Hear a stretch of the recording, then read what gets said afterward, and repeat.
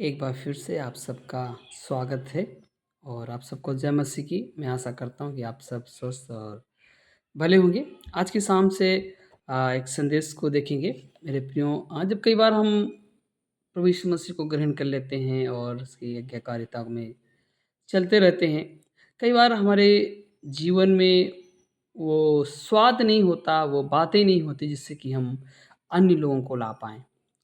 इसी तरह से मैं आपके लिए एक आयत पढ़ना चाहूँगा और जो मत्ती की पुस्तक उसका 5 अध्याय उसका 13 वचन है। यहाँ पे इस प्रकार से लिखा है, तुम पृथ्वी के नमक हो, परंतु यदि नमक का स्वाद बिगड़ जाए तो फिर किस रीति से नमकीन किया जाएगा? फिर वह किसी काम का नहीं, केवल इसके कि बाहर फेंका जाए और पैरों और मनुष्यों के पैरों तले रौंदा जाए। मेरे प्रियो, मैं आपको बताना चाहता हूँ प्रभु यीशु मसीह पहाड़ी उपदेश के दौरान एक सुंदर बात कहते हैं कि आपको परमेश्वर ने नमक बताया है। मतलब कहने का मतलब ये है कि परमेश्वर की जो वचन जो वार्तालाप है, जो चेलों के साथ लोगों के साथ में एक बहुत बढ़िया एक गुण दिया जो नमक कहा जाता है। लिखा है, तुम पृथ्वी के नमक हो। परमेश्वर आपके द्वारा आपके जीवन को इतना स्वादिष्ट बनाना चाहता है ताकि लोग आपके जीवन को देखें और वो मसीह में खींचे चले आएँ। आपको पता है नमक एक ऐसी चीज़ है जो बहुत महँगी तो नहीं आती है। अगर आप सारी सामग्री को लाएँ किचन की और नमक को लाकर तुलना करें तो उसको कम ही सस्ते में आप देख सकते हैं। पर एक ऐसी ही एक वस्तु है, यदि इसको आप ना डालें तो किसी चीज़ का स्वाद नहीं आता। यदि इसकी मात्रा ज़्यादा हो जाए तब भी स्वाद नहीं आता या कम हो जाए तब भी स्वाद नहीं आता। और वास्तव में यदि नमक का स्वाद बिगड़ जाए तो उसे आप किस बात से, किस चीज़ से आप नमकीन करेंगे? अर्थात कोई सॉल्ट, कोई एलिमेंट आप नहीं बना सकते। मैं आपको बताना चाहता हूँ कि परमेश्वर का वचन आपके लिए कहता है कि आप पृथ्वी के नमक हैं। अर्थात जब आपने विश्वास किया था, जब आपने यीशु मसीह को जाना था, जब यीशु के पास में आप आए थे, आपने यीशु मसीह के नाम से बपतिस्मा लिया था। पर कई बार हम प्रभु में आकर, चर्च जाकर भी हम अपने जीवन में बड़े बदलाव को नहीं देखते। हमारे चरित्र नहीं बदलता, हमारा गुण नहीं बदलता, हमारे बात करने का ढंग नहीं बदलता, जिसके चलते हम मसीह में सुसमाचार को नहीं सुना पाते।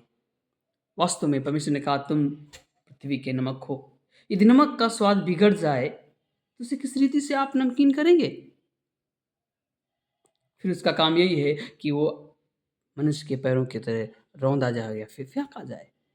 मैं आपको बताना चाहता हूँ, परमेश्वर आपके लिए बहुत बड़ी योजना को लेकर आना चाहता है, ताकि आप जगत के, पृथ्वी के नमक बने।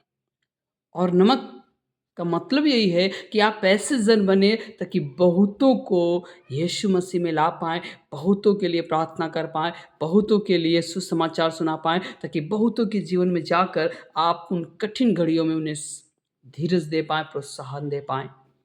ताकि आपका काम ही है कि बहुतों के जीवन को स्वादिष्ट बनाना। परमेश्वर ने आपको स्वादिष्ट बनाया है। मेरे प्रियो, आप भी दूसरों के लिए स्वाद उत्पन्न कर सकते हैं। बहुत सारे लोग आज के समय में गिरे कुचे दबे हैं।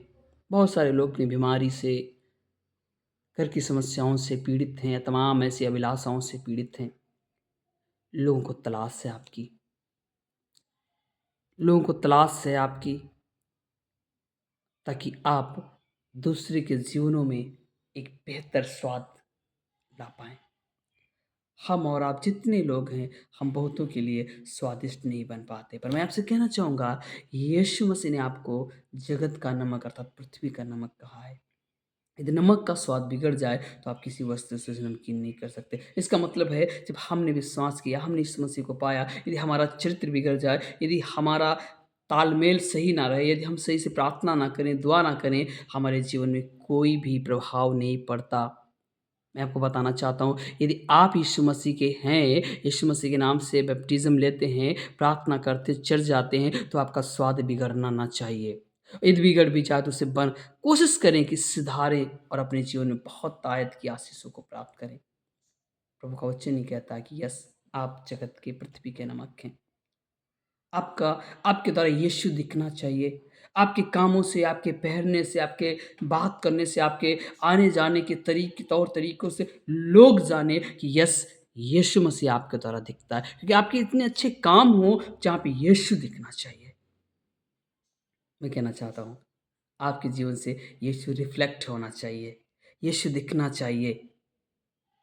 और वास्तव में यदि नमक का स्वाद बिगड़ जाए ना, तो आप किसी वस्तु से नमकीन नहीं कर सकते, सिवाय उसे या तो फेंके या मनुष्य के पैरों की तरह रौंदा जाए। मैं कहना चाहता हूँ, आपका जीवन परमेश्वर आशीषमय करना चाहता है। आपका जीवन इतना अच्छा नमकीन हो, इतना स्वादिष्ट हो, ताकि आपको देखकर सैकड़ों लोग यीशु को जानने पाएँ, सैकड़ों लोग यीशु के पीछे चलने पाएँ। आपके गुण को देखकर, आपके पहरावे को देखकर, आपकी बातचीत को देखकर लोग यीशु को जानेंगे। कहना चाहता हूँ, वास्तव में नमक का स्वाद अगर बिगड़े तो किसी से नमकीन नहीं कर सकते। पर आज की शिक्षा से सीखेंगे कि हमारा चरित्र, हमारा गुण, हमारा प्रभु के साथ में रिश्ता बेहद सुंदर होने पाए, ताकि बहुतों को निकाल कर, पाप के दल से निकाल कर हम लाने पाएँ और उनका भी जीवन उद्धारमय होने पाए। मेरे प्रियो, परमेश्वर है जो आपकी सारी बातों से आपको बाहर निकाल लेगा और आपकी मदद करेगा।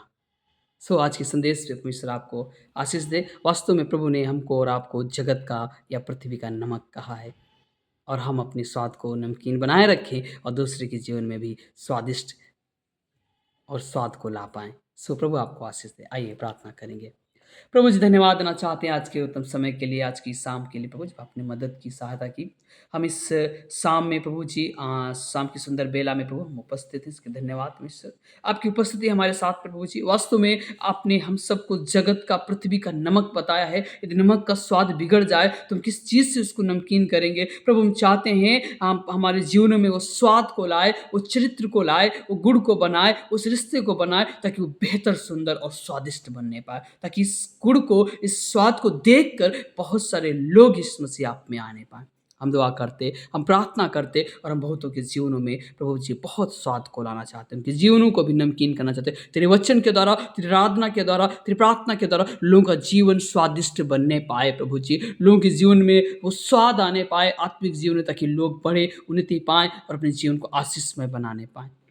हमारी दुआ है, हमारी प्रार्थना है प्रभु जी, आप दुआ को सुने और स्वीकार करें। वास्तव में पिता, हम आपकी उपस्थिति को अपने लोगों पे देखना चाहते हैं, जो हमारे प्रिय लोग इन दिनों में प्रभु बहुत ही परेशान हैं, सहाय हैं, निराशा में हैं, उनके जीवन को स्वादिष्ट कर दे प्रभु। उनके उनके जीवनों को, उनके परिवारों को, उनकी खेती बाड़ी को बढ़िया प्रभु स्वादिष्ट बना, ताकि उनको हर एक जगह सफलता मिलने पाए प्रभु। हमारी दुआ है, हमारी प्रार्थना, सब बातों को देखे संभाले। इस दुआ को इस मसीह में आपके नाम से मांग लेते हैं, आमीन आमीन।